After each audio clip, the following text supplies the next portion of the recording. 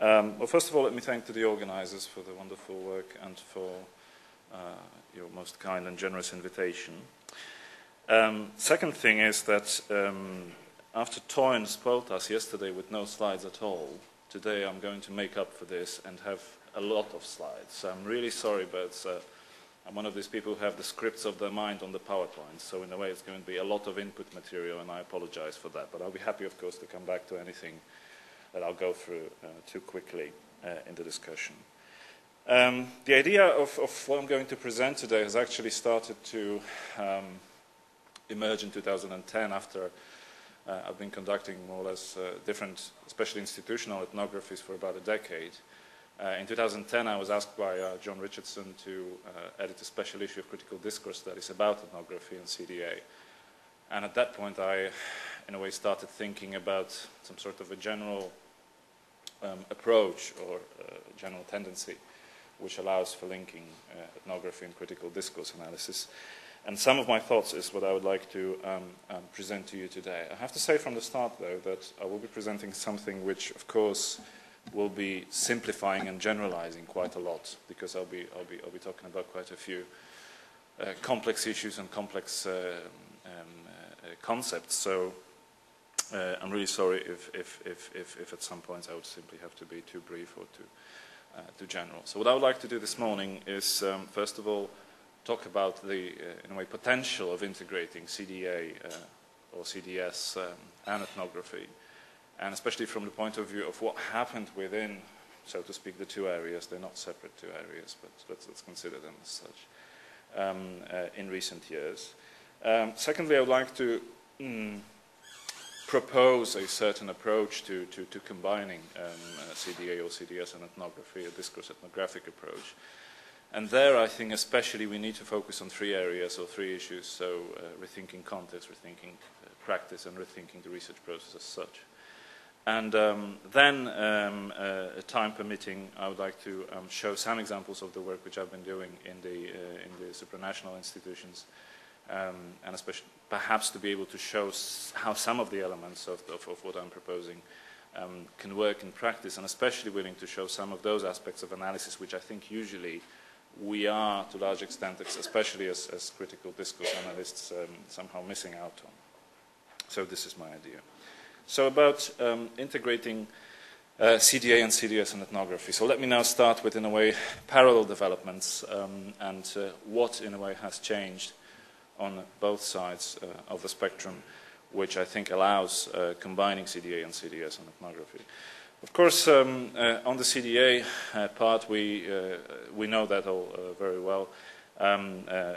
We had the development of CDA throughout the 1980s, and then, of course, more or less crystallization of several research trends or research traditions, of which the major ones are, of course, the sociocognitive approach by Toyn, discourse historical approach initiated by Martin Reisig and Ruud Wodak, and then followed by many others, including myself. And of course, we have had many post-systemic functional approaches with Norman Ferkler, Theo van Leeuwen, and then many other people.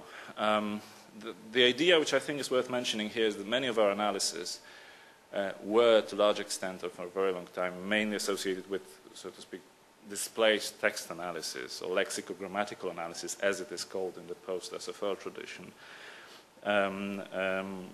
which basically meant that we were mainly preoccupied with finding texts we can analyze. But then, of course, the wider questions of context started to appear sooner or later. What we're dealing with currently is, of course, a much more complex picture than before, perhaps, and I think the development of something which we can call critical discourse studies in generally means, first of all, the evolution of the original CDA approaches in 2000s, and that was especially further elaboration of some of the approaches, new research interests, new types of analysis, and that's especially the case in sociocognitive approach and Toyn's approach, in social semiotics, and as well as in DHA. Of course, we have also seen development of new or so-called integrative approaches. I think from these worth mentioning are definitely feminist critical discourse analysis, which Michal was presenting on Wednesday, and then many approaches which try to link CDA with other areas, linguistic or related studies. So, for example, CDA and corpus linguistics in the work of Gerlinde Mautner and Paul Baker and others. CDA and cognitive linguistics, of course, the work of Chris Hart is very important here. And then other approaches such as, for example, most recently CDA in conceptual history, where I myself has been working as well as, for example, my colleague Bernhard Fortner. Of course, we also cannot limit ourselves and know that there are many other neighboring approaches which are dealing with the questions we are dealing with. And that would be, of course, people in what is sometimes called critical sociolinguistics, especially people such as Monica Heller, also Jan Blommer to some extent. And, of course, there is the discourse theory of Laclau-Mouffe, with which we are, I think, in some cases in dialogue, in other cases not, but which is very prominent out there as, I think, the most prominent current post-Foucauldian approach. But that we all know, so now let's see what's going on the ethnographic side of the spectrum.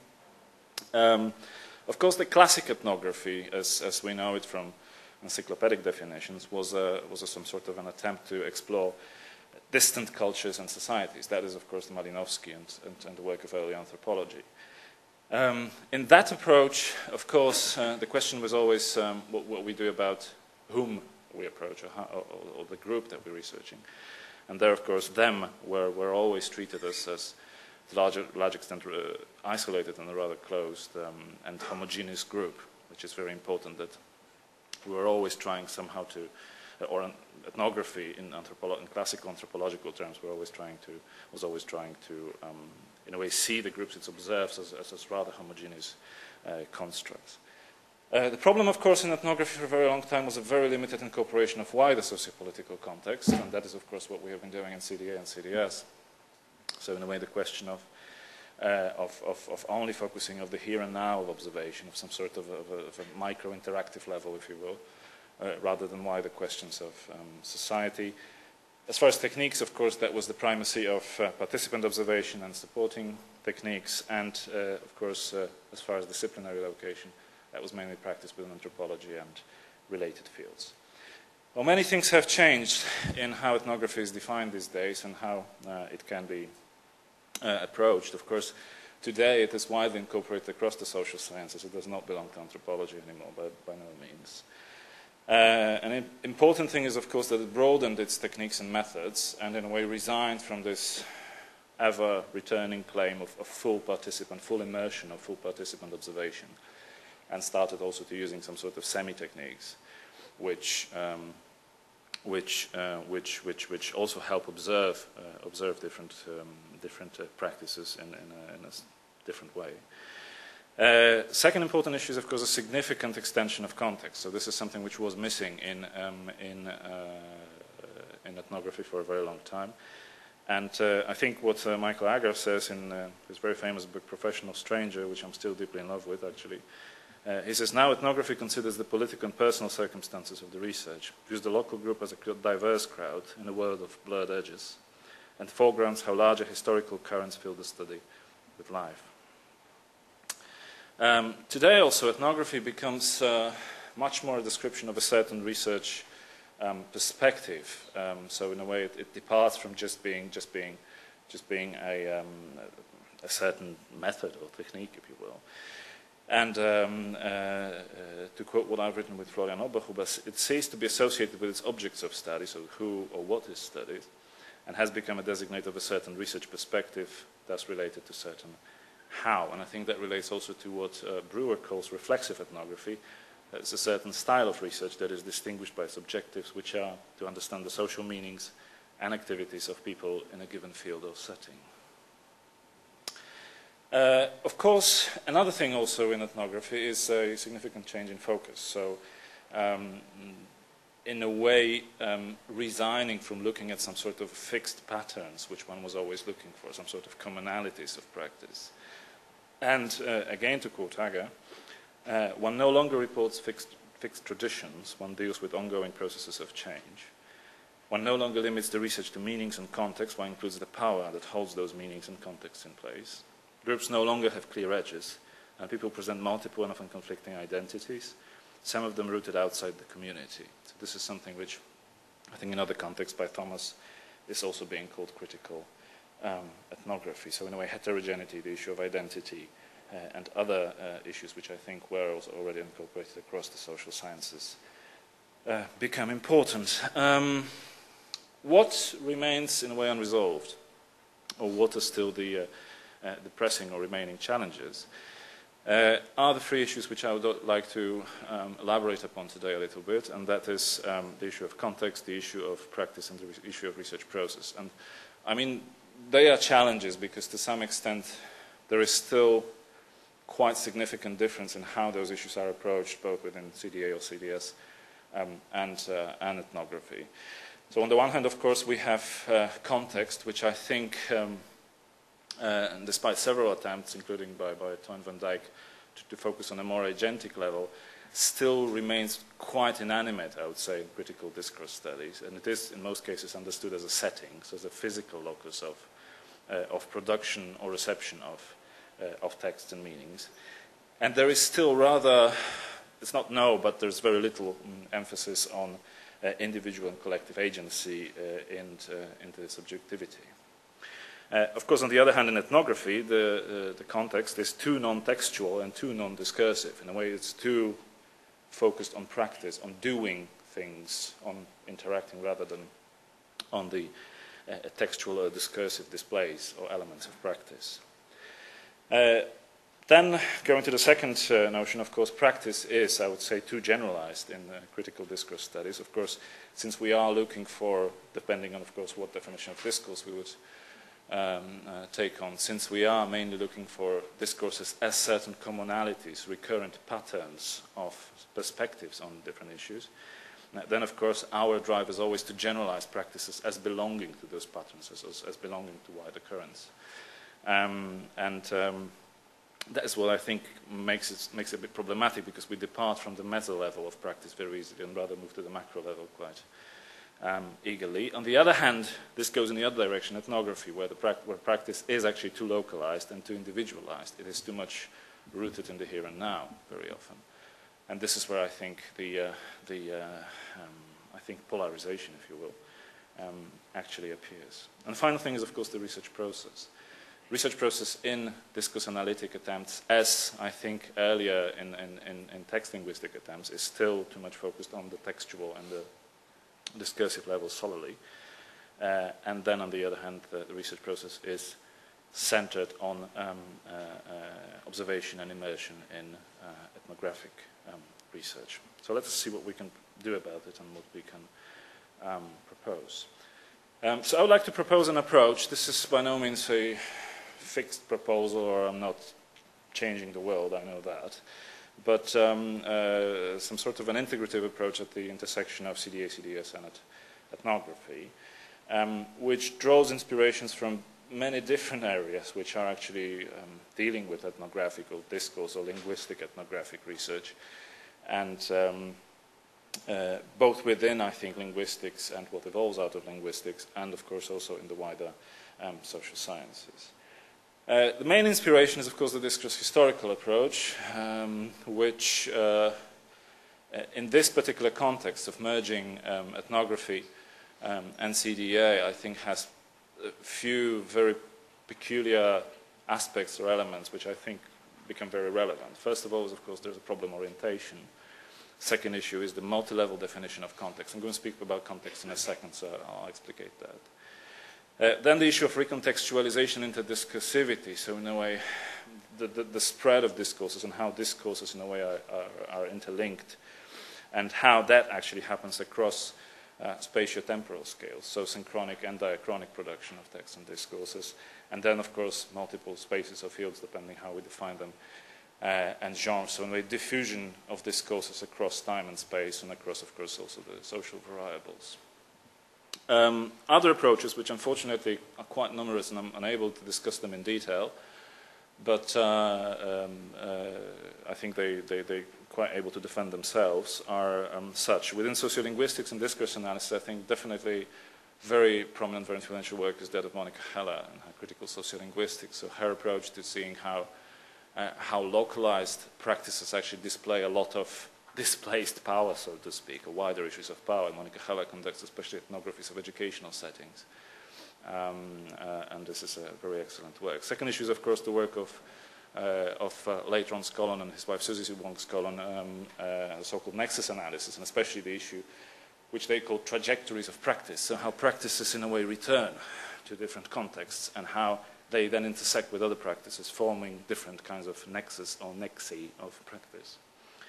Then, of course, the issue of linguistic ethnography, or generally wider, in wider perspective, the post- or neo-Heimsian approaches, so the approaches which, in a way, try to revive or resuscitate a little bit the ethnography of speaking approaches. And then there are also wider social sciences where ethnography is increasingly practiced also as a drive to observe the intersubjective production of meanings, be it political, social meanings.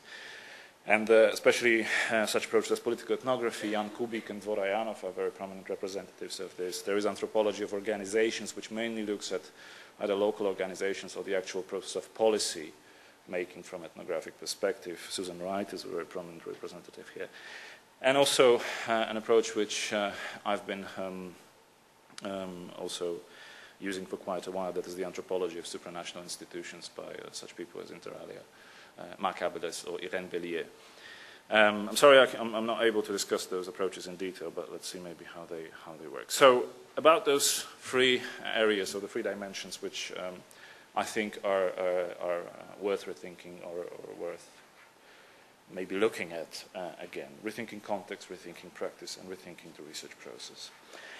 As I said before, my main inspiration comes from a discourse historical approach, and that is how a context is viewed in DHA especially. Of course, Martin Reisig and Ruud Wodak, they distinguish between four levels of context: the immediate language or text internal cotext, then the intertextual, interdiscursive level of context, then the context of situation, which I think is to a large extent a borrowing from a conversational analytic approach to context, so to speak, and then the broader sociopolitical and historical context. Where I think we should work on certain particularization of how we approach context is somewhere between levels 3 and 4, to my mind, because I think the way we have still approached, despite the fact that, as I said, the context of situation was to some extent, I think, borrowed as an idea from CA. In, I think, our approaches to context, it is just understood as a micro setting, so to speak. So there is a macro setting of level 4, and then the micro setting of level 3. But the problem is, of course, the whole, in a way, agentic element of level 3, the level of interaction, of intersubjectivity, and how we actually grasp that. Here, I think, very important inspiration comes actually from Toyn and his recent work on discourse and context. And Toyn very rightly mentions there about the so-called agent-oriented view on context, and I will quote that. And as Toyn says, contexts are not some kind of objective condition or direct cause, but rather intersubjective constructs, designed and ongoingly updated in interaction by participants as members of groups and communities. If contexts were objective social conditions and constraints, that is, settings as I understand them, all people in the same social situation would speak in the same way, and ergo there would be very little to research for us. Or to follow up on that further, it is vital to consider context to be participant constructs or subjective definitions of interactional and communicative situation. Social situations are therefore able to influence discourse only through their intersubjective interpretations by participants. So in a way, animating context is an important issue, because we always are trying to jump into this moment where we have a textual representation of interactions, of situations, whereas the actual level of intersubjectivity of interaction is somehow missing. The other, or second element, which I think is worth being rethought, is the idea of practice. An obvious idea, as far as practice is concerned, is to go and see what Pierre Bourdieu has to say. And of course, I think two elements of Bourdieu's theory are, I think, quite relevant if you want to link ethnography and critical discourse studies. First of all, is that practice designates agency of actors in interactive situations rather than the agency of certain cultural patterns. So in a way, to some extent, Bourdieu preaches that there is, or doesn't have to be at least, some path dependency of forms on behavior in particular context, understood as certain social context. And he also emphasizes one more thing, which I would also like to point to, and that is both practice itself, the importance of both practice itself and accounts of practice. So in a way, practice and discourse about practice as two important elements. Because we very often, and I think that is perhaps also some sort of a mistake which we're drawing from the early models in CDA, such as this one by Norman Fairclough, is that we locate text in a way only within practice. But what we don't want to see, or sometimes miss by chance, is that, of course, around socioculture, around discourse practice, sociocultural practice, there are other texts. So there's a lot of recontextualization going on.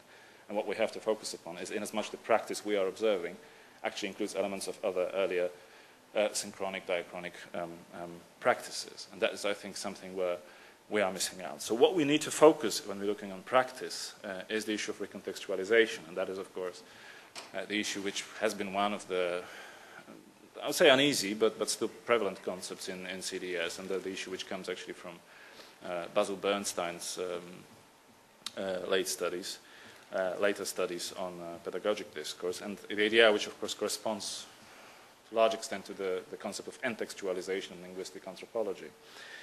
But what I would like to especially point to is the idea of discourse as a recontextualization of practice, which was proposed by Theo van Leeuwen in his 2008 book, Discourse and Practice, actually. And what Theo says is all texts or representations of the world and what is going on in it, however abstract, should be interpreted as representations of social practices. Yeah? That is, they are not only embedded within practices, but they also represent certain practices or a variety of them. As discourses are social cognitions, so Theo says, socially specific ways of knowing social practices, they can be and are used as resources for representing social practices. So in a way, the importance of discourse and meta-discourse of practice, and not locating everything within the practice itself. The final thing, or final dimension that I think is worth rethinking is the issue of research process. I think following on the most recent ideas about ethnography, which I've been developing with together with Florian Oberhuber, with Ruth Wodak, and with Bernhard Forstner, we can speak of ethnography as a designate of complex and though not necessarily linear research process, which informs the work of researchers throughout the duration of the work. So ethnography is not only just element of, say, recognizing context, but it is a wider approach to research. Here, in that particular meaning, ethnography is understood or analytically mobilized as a certain way of conducting research practice, which allows triangulating between different stages of analytical research and between different sets of data, different genres, gathered and interrelated social contexts. I'd like to propose actually 3 steps of how ethnography feels the research process, or where it is salient. I think the first level would be that of what usually would be called contextualization. Perhaps we should actually call it pre-contextualization, since the entire work is also not only about discourse but about context. And that would be a moment where we perhaps should be drawing extensively on prior, including ethnographic and other examinations of the analyzed social, institutional, and other spaces, as well as on the analysis of discourses about those spaces and the issue of recontextualization of practices and discourses. And this level aims to gather, in a way, sufficient information about the object or problem under investigation, so it's also important for the problematization as such. For example, in my case, that would be organizational cultures and identities, or other forms of localized individual and collective agency. So how does agency actually work? How does it spread throughout the context which we are approaching? The second step is, of course, the field work, as in every ethnographic research practice. That is the central element. And here I would distinguish between 2, in a way, parallel areas. First of them would be that aspect of fieldwork which focuses much more on practice, and the other one would be that which focuses on discourse. This does not mean I distinguish or I view discourse and practice separately. It's just a bit of a different aspect of fieldwork which we should be focusing upon here. On the one hand, when we're focusing on practice, we need insight into the studied context by taking part in central types of practices that constitute the local cultures, so often driven by and reproducing different local norms and conventions. So if we're observing certain institutions, certain social social milieu, we have to, in a way, try and aim at finding out what sort of a culture in terms of interactive order is being established there. That also gives us the insight into how the local context and practices are conditioned by individual and/or collective agency. So that goes back to what I said about the agentic vision of context. On the other hand, when we focus on discourses, of course, the fieldwork itself is a process of collecting textual material for later in-depth discursive analysis. And here, of course, it's important to distinguish those two levels which I already mentioned. That is, on the one hand, discursive elements of practice, so discourses as such, and discursive accounts of practice, that is, meta-discourses. So how people not only engage textually, discursively in practices, but how they also account on the practices from the meta level, because I think those are two sometimes quite different discourses we're talking about. And of course, this serves also very often as initial analysis and thematic and generic classification. The third aspect is, of course, the critical discourse analysis in itself, or the discourse historical analysis in my case. And that is performed on different types of textual material, allowing for triangulation between different genres and discourse, as well as different types of analysis.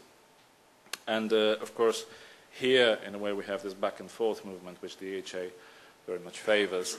And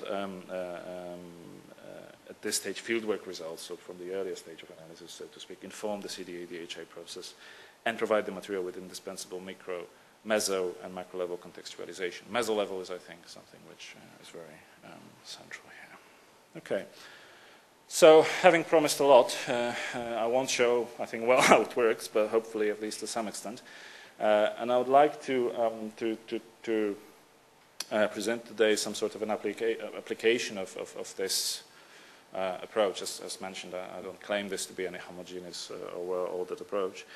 And how this can be applied in researching cultures and identities in institutions, and rather complex institutions indeed. The problem which I've been working on for quite a while is the issue of cultures and identities in institutional or organizational settings. And the question, so the major research question today would be, how are cultures and identities formed discursively in complex institutional spaces? I think, subordinate research questions would be, what is the role of institutionally specific norms and conventions? What is the role of agency of individual and collective actors in that process? What is the role of recontextualization of practice in creating and sustaining a certain peculiar kind of institutional culture? And what is the role of discourse and meta-discourse on practice and agency, whether there is a difference? And of course, are there differences between short-lived and established institutional organisms? Because that was one of my main research interests, to see how short-living institutional bodies and in a way long-term existing institutions work, and how the differences or how the cultures and identities are formed within them. Whenever one speaks of EU these days, which many of us already start to consider as obsolete, it's worth emphasizing social significance of that. I think the social significance of such research is such that as importance of different institutions rises, for example, European Union in the context of crisis and how it's dealing with crisis, we still know very little about how and when decisions are taken, and actually by whom. So only official output discourse is all we get. All we get is a family photo of course, male politicians, and all we get are some sort of official conclusions. But we never see the process. We never see how the meanings are arrived at, who proposed what, where does it come from. So we don't really have the account of the process. And I think a more important issue is, of course, we know very little about the actual logic of power and hegemony and all that. So who is behind the key decisions? Are they taken according to groups of interest, institutional patterns of behavior, or whatever other quasi-objective conditions? And that is, I think, what is of interest for me. A concept which I think is very relevant, but not easy to operationalize, is definitely the concept of engrenage that was actually proposed in the French-speaking anthropology of supranational EU institutions. I think the concept can be more or less translated as institutional immersion. So in our case, when we're looking for, in a way, this traditional dichotomy of agency and structure, that would be a description of structure, so to speak. So some sort of a institutional pattern of behavior which people which people follow or feel obliged to follow when they enter institutional realities. So engrenage in this case would be a process whereby once part of more or less established institutional practices, individual actors gradually lose their agency and become parts of large institutional habitus, often understood as an identity-building process. Exactly what Marc Abeles says in his very few studies in English, it is an action trap in which once the agents are set in a specific course of action, they find themselves obliged to take further actions which point them in a direction which they did not necessarily intend to go into. So, so this is the idea of, in a way, how much agency people in institutions actually have, how much of their own ability to change things and change the existent patterns. What I would like to show as example today is the different diachronic ethnographies of EU institutional spaces, which I've been conducting for a decade now. And on the one hand, the work on new and short-lived institutional organisms, that is different, if you know the EU context, groups of wise men, high-level groups, and so on. I was especially interested in the European Convention, which some of you might still remember. It's an institutional body which worked in the years 2002 and 2003 and was supposed to draft the European Constitution, which eventually failed and which was then after many corrections, adopted as a Lisbon Treaty or as a reform treaty, which is currently binding and decisive for the European Union. So I will report on some field work at the European Convention in the years 2002 and 2003, and the work which I conducted mainly with Florian Oberhuber in Brussels. And the second thing would be to compare that to established institutional spaces and those organisms which are core parts of the EU institutional architecture, and especially, I mean, here the field works at the European Commission and the European Parliament, which I did in 2009 together with Bernhard Fortner and also to some extent with Ruth Wodak. The three things I would like to show, if I'm okay with time, but I think I'm quite okay with time, yes, perfectly, are such. First of all, the issue of reconstructing institutional realities, because that is one of the major challenges, especially in the short-lived institutional organisms, when we don't know, in a way, the established patterns of behavior, especially communicative behavior. And here I would like to basically try and juxtapose what was officially being told about the convention, the European Convention 2002 and 2003, and how it de facto worked on the inside, and I'll try to make some sort of account of a long-term fieldwork with multiple methods. I mentioned this in a second. Second thing would be analyzing meta-discourse on practice and agency, so something which we're usually missing out on. So discursive accounts of practices and of the role of different individual collective actors in reconstructing the institutional reality and maybe having impact on the results of its work. And a third issue would be, of course, the issue of analyzing practices. And here I would actually like to turn to a more sociolinguistic, if you will, issue. That is to having a look at how context-specific linguistic behavior, in this case, code switching practices, are examples of negotiating or not negotiating agency and power in institutional contexts. So let me start with established institutions. This is a picture from one of the small-scale meetings in the European Commission, which we observed together with Bernhard in 2009. In established institutions, the situation is rather clear. In a way, reconstructing the institutional reality is far from being interesting or exciting, because those institutions work with very established patterns, and the meetings are also hardly from being, I think, a surprising event, or just interactions. The only thing that I think is very striking in terms of interaction orders, so to speak, is of course the importance of video conferencing, because I think most of the European institutions nowadays are in different places, and the interactions are rarely face-to-face interactions, so to speak, but very much rely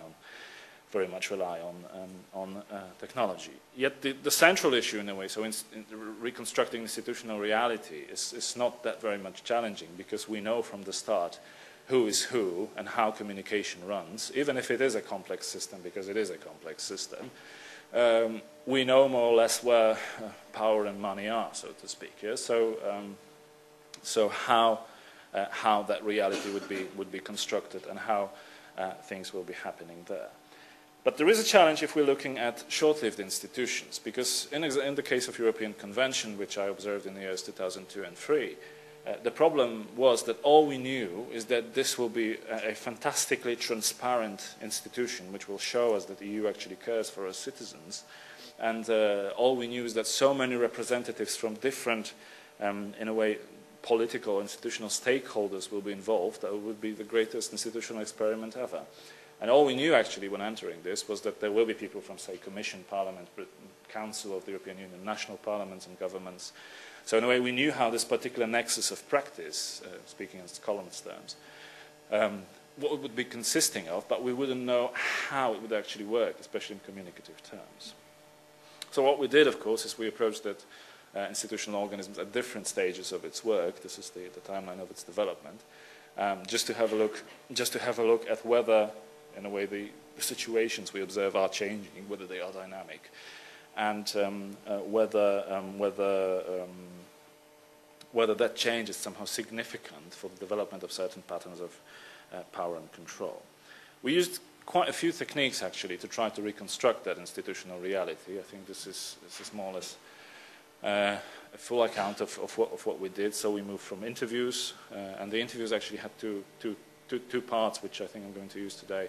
So on the one hand, the account on practice itself. So what could you tell us, where are we, and what are you actually doing, what reality are we in?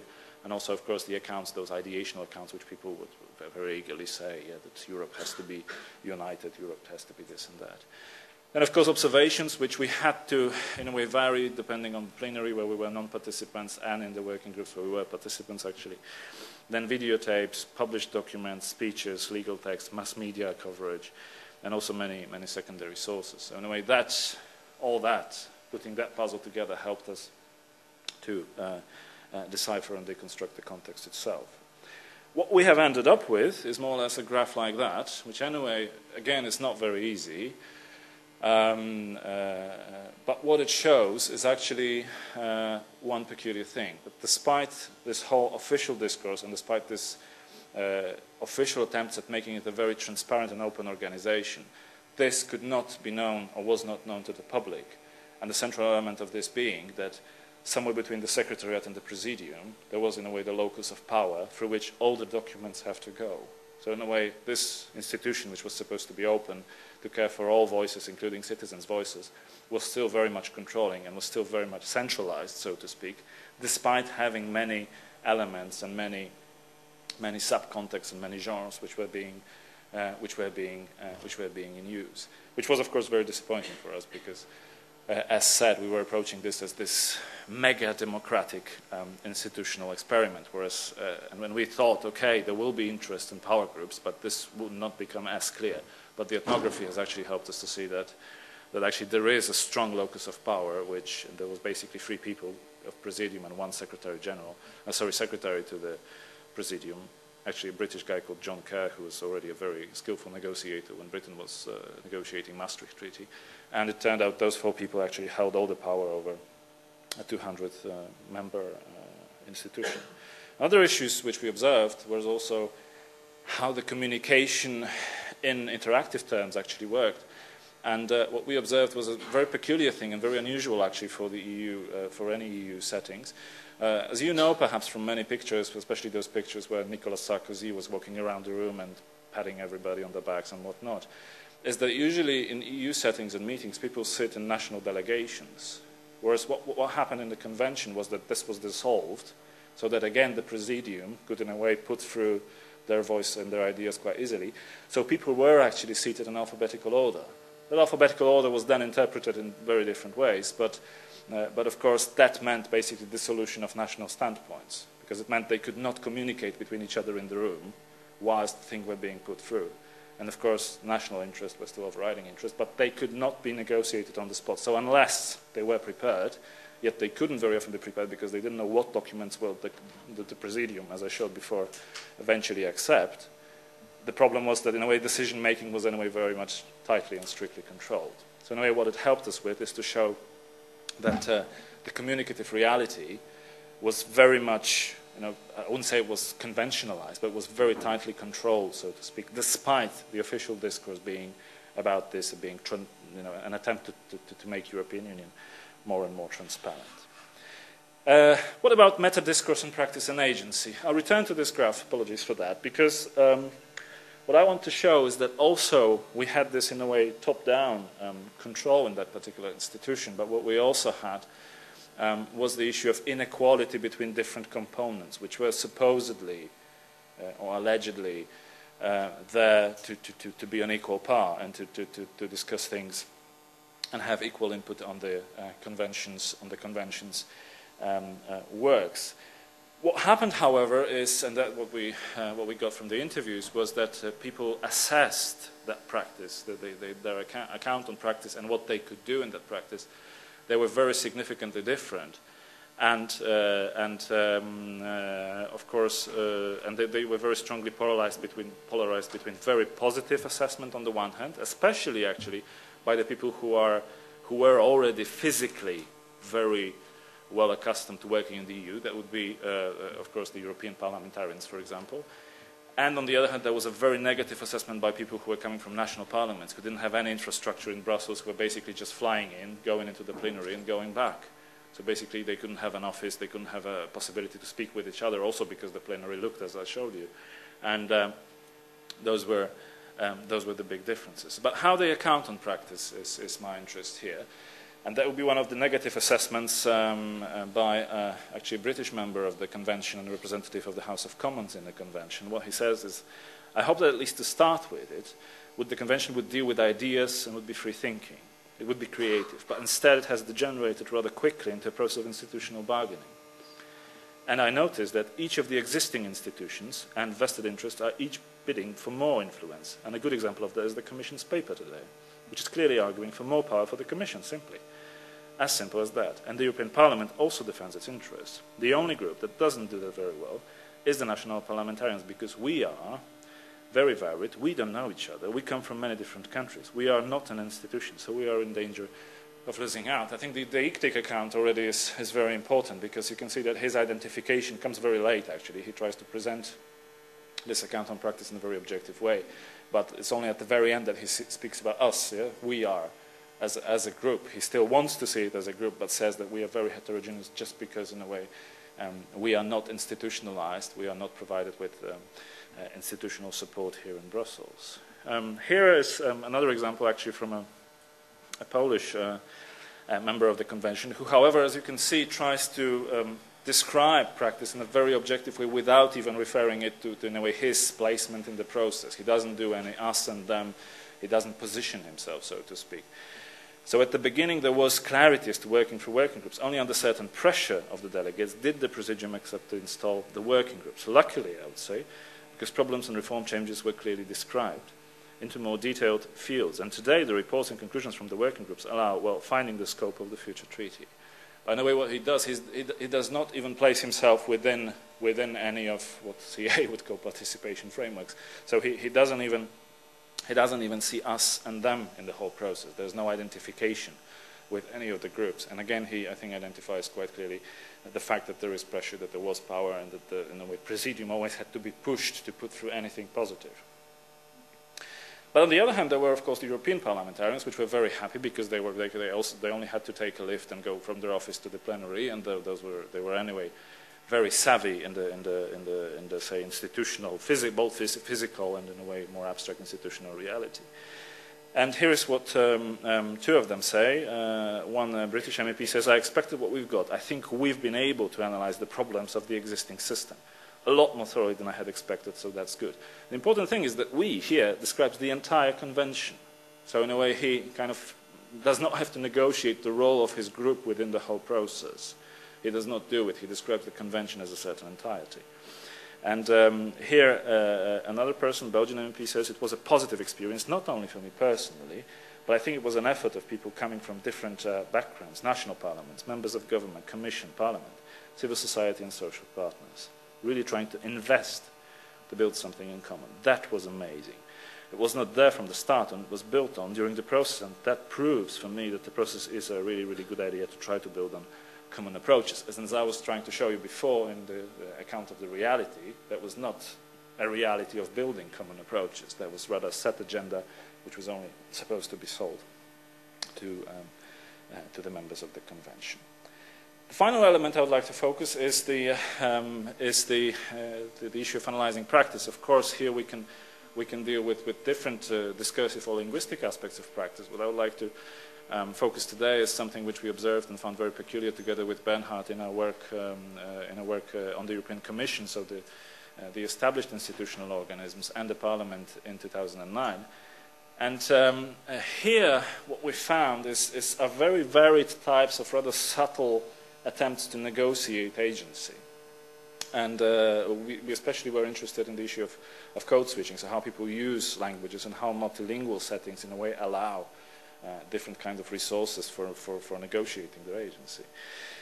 In the Commission, we were mainly looking at I think, certain habitus, if you will, of civil servants, so certain uniformed pattern of engrenage.